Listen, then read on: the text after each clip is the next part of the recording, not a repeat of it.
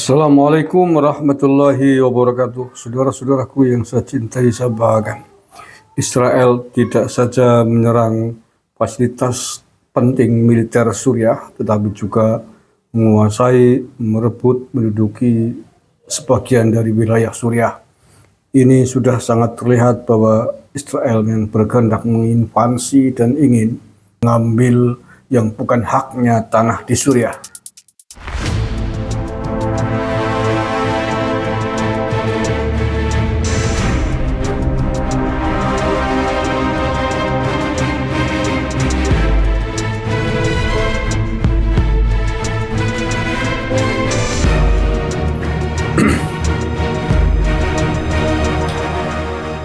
Dan oleh karena itulah sejumlah negara Arab mengutuk atas aksi perampasan tanah yang dilakukan oleh Israel di Suriah.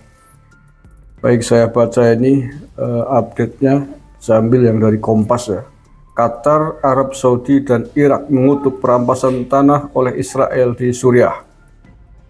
Setelah penggulingan pemerintahan Bashar al-Assad, Israel meningkatkan serangan udara dan perampasan tanah di Suriah, khususnya di wilayah dekat dataran tinggi Golan yang diduduki. Tindakan ini menuai kecaman dari negara-negara Arab termasuk Qatar, Arab Saudi, dan Irak yang menyebutnya sebagai pelanggaran hukum internasional dan ancaman terhadap kedaulatan Suriah. Dilansir oleh Al Jazeera, Kementerian Luar Negeri Qatar menyebut serangan Israel sebagai perkembangan yang berbahaya dan pelanggaran terang-terangan terhadap kedaulatan Suriah. Mereka menegaskan bahwa kebijakan pendudukan Israel dapat memicu kekerasan dan ketegangan lebih lanjut di kawasan. Sementara itu, Arab Saudi juga mengecam Israel atas perampasan tanah, menuduhnya sebagai bukti pelanggaran terus-menerus terhadap hukum internasional. Riyadh juga menyerukan komunitas internasional untuk menolak tindakan Israel dan menegaskan bahwa dataran tinggi Golan adalah wilayah Arab yang diduduki. Begitu juga Baghdad menilai tindakan Israel sebagai pelanggaran berat terhadap hukum internasional. Pemerintah Irak menyerukan Dewan Keamanan PBB untuk memenuhi tanggung jawabnya, mengecam agresi Israel dan mengakhiri tindakan tersebut. Sebagaimana diketahui, setelah penggulingan al-Assad, Israel mengklaim wilayah penyangga yang memisahkan dataran tinggi Golan dengan Suriah. Perdana Menteri Israel Benyamin Netanyahu mengatakan wilayah itu akan tetap menjadi bagian dari Israel selamanya, mengutip pengakuan AS sebelumnya terhadap kedaulatan Israel atas Golan. Selain perampasan tanah, Israel melancarkan serangan udara terhadap lebih dari 100 target militer di Suriah, termasuk pangkalan udara di Damaskus, Homs, dan Qamishli, serta lokasi strategis di Latakia. Menurut pengamat, serangan ini bertujuan melemahkan kemampuan militer rezim sebelumnya. Nah, bagaimanakah tanggapan PBB? Juru bicara PBB Stephen Dujarric menyebut tindakan Israel sebagai pelanggaran terhadap perjanjian pelepasan tahun 1974 antar Suriah dan Israel. Pasukan penjaga perdamaian PBB melaporkan bahwa pasukan Israel masih berada di 3 lokasi di zona penyangga tersebut. Tindakan Israel di Suriah, terutama di dataran tinggi Golan, dianggap memperburuk ketegangan di kawasan dan melanggar hukum internasional. Kecaman dari Qatar, Arab Saudi, Irak, dan PBB menunjukkan konsensus regional dan internasional terhadap langkah-langkah agresif Israel.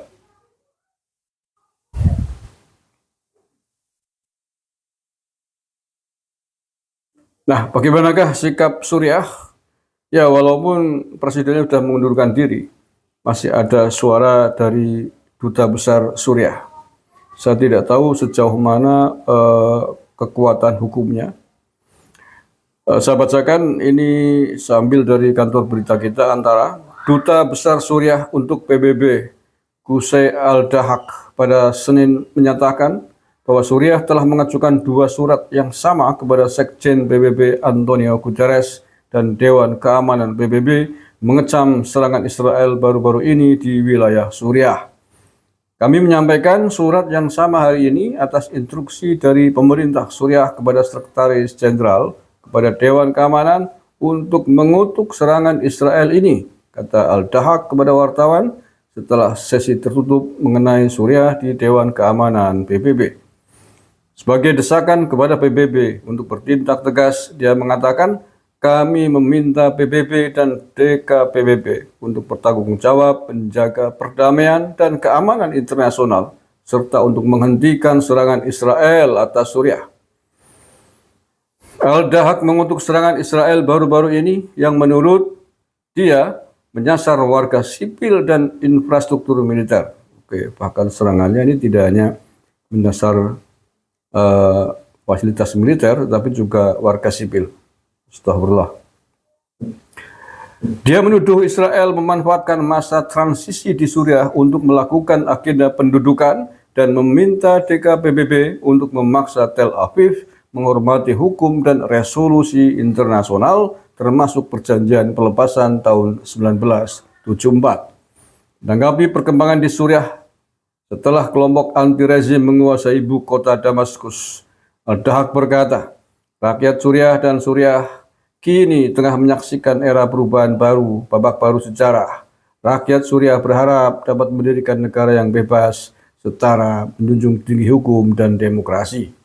Kami akan bergabung dalam upaya membangun kembali negara kami, membangun kembali apa yang telah hancur, dan membangun kembali masa depan Suriah yang lebih baik bagi seluruh warga Suriah, tambahnya. Al-Dahaq juga mengaku bahwa dia sama terkejutnya atas kemajuan pesat kelompok anti-rezim seperti dengan semua orang lainnya. Dia pun menyatakan kembali komitmennya kepada bangsanya. Saya dan rekan-rekan saya adalah bagian dari rakyat Suriah. Kami adalah pelayan masyarakat. Kami bekerja untuk Suriah. Kami bekerja untuk membantu rakyat Suriah. Kami telah membela rakyat Suriah dan kami telah membela kepentingan negara kami selama bertahun-tahun dan kami akan terus melakukannya. Ketika warga Suriah bahagia, kami pun bahagia. Ketika warga Suriah menderita, kami pun menderita. Kata dia seraya berjanji akan terus bekerja sama dengan Perserikatan Bangsa-Bangsa. Oke, itulah kondisi terkini di Suriah, saudara-saudaraku. Jadi kondisinya memang luar biasa Suriah hari ini, sangat-sangat memprihatinkan. Dipenuhi ketegangan dan ketidakpastian. Bagaimana mungkin negara tanpa presiden, tanpa kepala negara, tanpa tentara yang bisa dikomando, entah siapa yang mengkomando, nggak ada komandannya, dan tanpa perlengkapan militer, karena sudah dihancurkan oleh Israel. Siapakah yang akan mengendalikan keamanan di sana? Siapakah yang akan mengendalikan keuangan di sana? Allah alam bisawab. Mudah-mudahan negara kita terhindar dari peperangan saudara semacam ini. Sementara itu kelompok HTS, kelompok pemberontak yang tidak lain perwujudan dari Al-Qaeda dan ISIS gaya baru, hanya berganti nama menjadi Hayat Tahrir Syam, yang dulu adalah sempalannya Al-Qaeda dan pimpinannya juga mantan pimpinan Al-Qaeda, mantan pimpinan ISIS. Hanya bisa berteriak-teriak di jalanan hari ini dengan takbir takbir, khilafah khilafah khilafah khilafah, tapi tidak bisa berbuat banyak. Ketika mereka dulunya dibantu oleh Israel, hari ini persenjataan militer besar yang dimiliki oleh Suriah telah dihancurkan oleh Israel. Tentu saja tidak mungkin mereka akan melawan Israel. Dengan apa mereka melawan? Sementara dulu mereka dibantu Israel. Wallahu a'lam bishawab. Belum lagi faksi-faksi kelompok-kelompok pemberontak yang lain. Kelompok Wahabi Takfiri, garis keras yang lain yang juga sama-sama posisinya mengincar kedudukan Presiden Bashar Assad, sama-sama ingin khilafah, sama-sama berideologi Wahabi Takfiri. Mereka juga pasti tidak mungkin akan diam ketika misalkan negara ini dikuasai oleh kelompok HTS, kelompok ISIS, kelompok Al-Qaeda, Kurdi, Mujahidin, dan lain sebagainya, pasti akan saling berebut cakar-cakaran, memperebutkan kue kekuasaan yang belum jelas, belum pasti di Suriah ini. Kita doakan mudah-mudahan semuanya bisa berlangsung dengan baik dan rakyat Suriah bisa kembali menikmati negara yang aman, tentram, dan damai. Assalamualaikum warahmatullahi wabarakatuh.